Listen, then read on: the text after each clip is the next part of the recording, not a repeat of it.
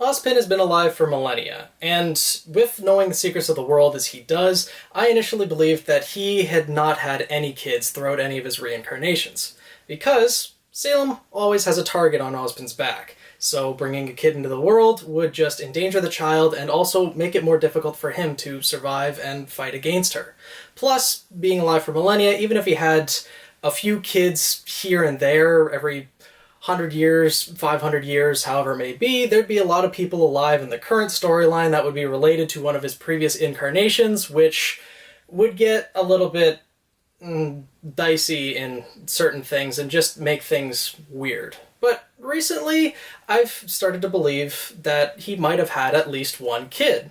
A theory by Dane Wood, link in the description below, states that Ozpin is actually the father of Oscar. And now, upon thinking about it, it makes a lot of sense. And with Dane's permission, I'm making this video on that theory. Now, the theory starts off by, first, let's figuring out what each character is based off of. Now, Ozpin, obviously, being the Wizard of Oz. But Oscar, what character could he be based off of?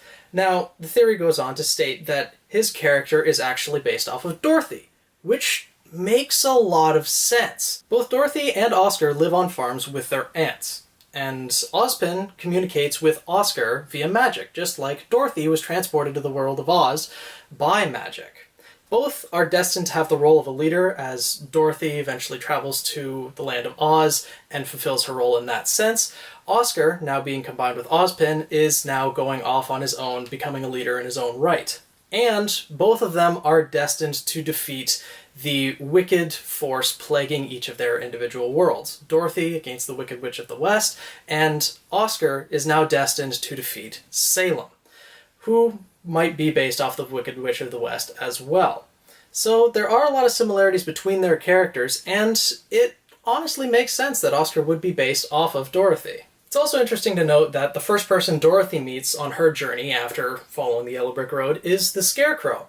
And the first person Oscar meets is Crow himself, who is based on the Scarecrow from the Wizard of Oz series. Now, granted, after that, Oscar ends up running into Leo the Cowardly Lion instead of the Tin Man, so that part doesn't necessarily follow the Wizard of Oz, but it's still something interesting to note. Now, although Oscar is based on Dorothy, that doesn't necessarily mean that Oscar is Ozpin's son. That doesn't confirm any relation whatsoever. But there are some things that the show tells us that enforces those similarities.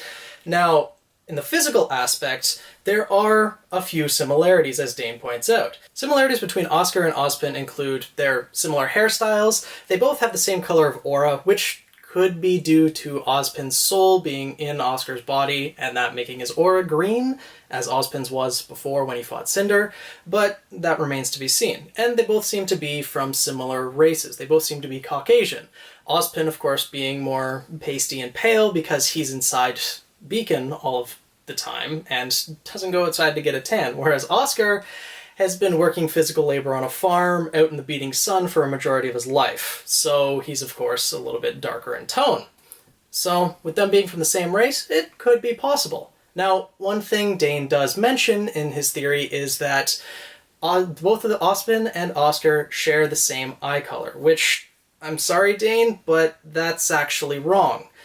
Ozpin's eyes are brown, and Oscar's are greenish-brown, but that doesn't mean that their eye color doesn't play an important role in this theory, and I'll get to that in just a little bit. The next bit of evidence for this theory comes from when Oscar was still living at home with his aunt.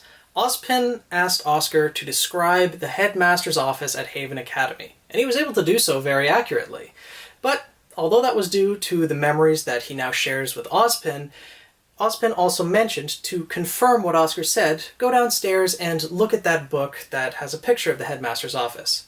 So, in Oscar's free time, he's reading books about adventures and learning all sorts of things about the combat schools. That just doesn't really add up. Now, Oscar could just be living with his aunt just to have the similarities to the Wizard of Oz, that Dorothy was living with her aunt and then her parents wouldn't really be that relevant in the story. And that could be the same with Oscar, but then why would Oscar's aunt have a book or more if she has more than one book, depicting the combat schools. Dane mentions as his theory that there could be a picture in that book that depicts something relevant to his aunt, namely a person. If Rooster Teeth was paying attention to the Wizard of Oz movies and books, the Wizard of Oz storyline, they would realize that the aunt of Dorothy actually has a lot of similarities to another character in the Land of Oz. That character being Glinda the Good Witch. Even in the Wizard of Oz movies, both Glinda the Good Witch and Dorothy's aunt were played by the same actress. So, for Oscar's aunt having relation to the schools, she could be the sister of Glinda Goodwitch. And then the pictures in the books would depict Glinda Goodwitch, the mother of Oscar, and possibly Ozpin as well, assuming, of course, that the books do have a chapter covering Vale and Beacon Academy. Now, Dane mentions this is the case because Oscar's aunt wouldn't want to forget the face of his sister, and that does make sense, and that could very likely be the case.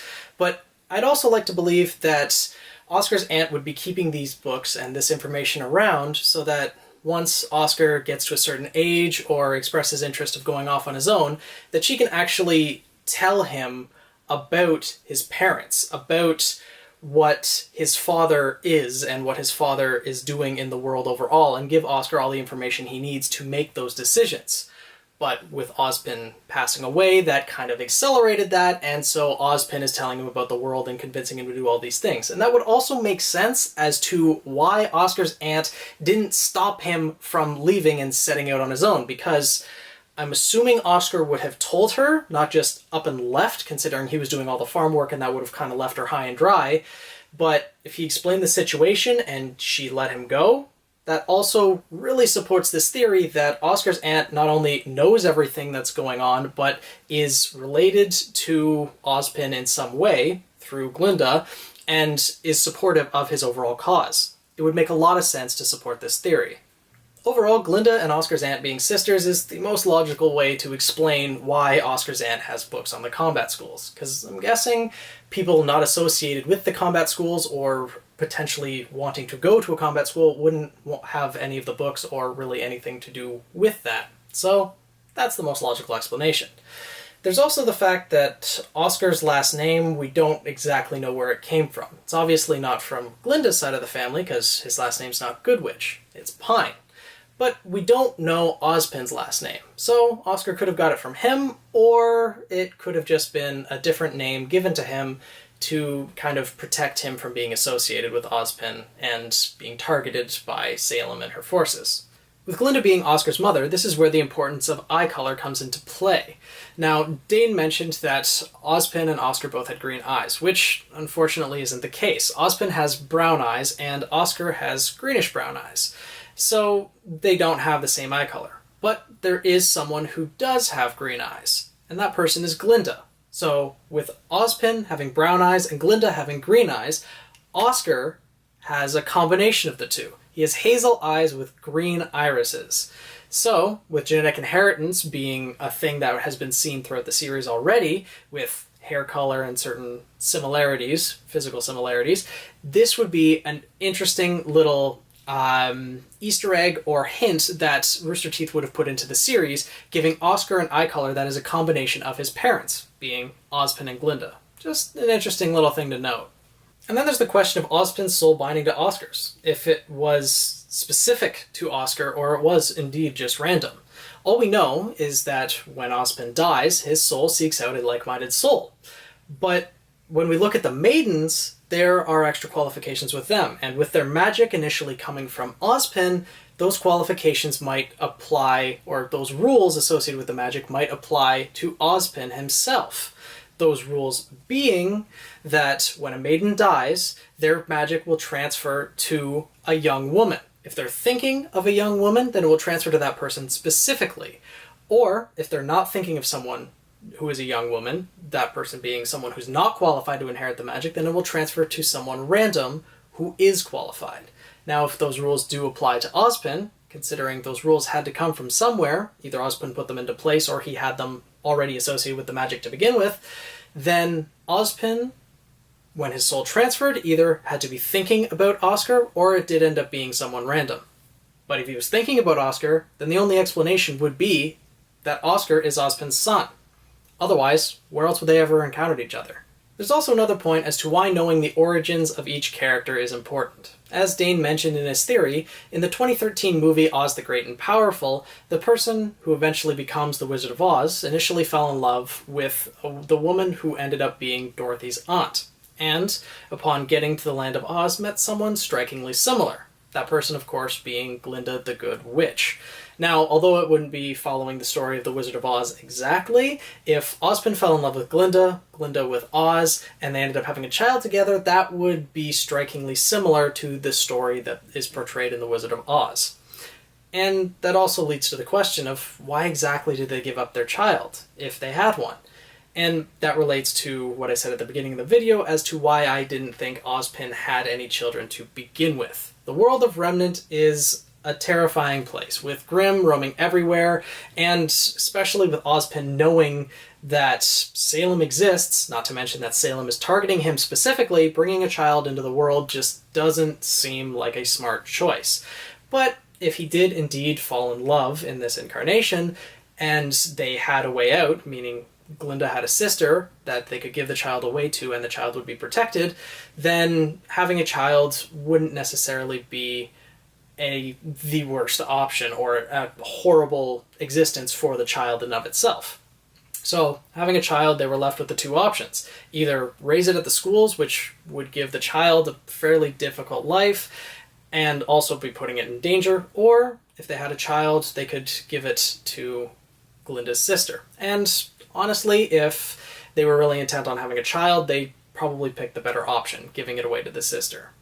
A last little point of comparison between Ozpin and Oscar is actually their names themselves. Not only do they sound similar, but Oscar's name comes from the Wizard of Oz as well. He shares the same name as the wizard himself. They are both named Oscar. And although Rooster Teeth could have just done that because Oscar is going to inherit Ozpin's soul, it would be interesting to see that the father is named Oz, the overall wizard, and then his child was named Oscar. Just something interesting that Rooster Teeth would have put in. But overall, hopefully I did this theory justice. As I mentioned, the link to the original theory is in the description below if you guys want to check that out. Thank you again, Dane, for letting me review this theory, making a video about it. And hopefully everyone enjoyed watching this video. If you have any theories that you'd like me to cover, let me know in the comments below. Make sure to subscribe if you like this video, and I'll see you in the next one.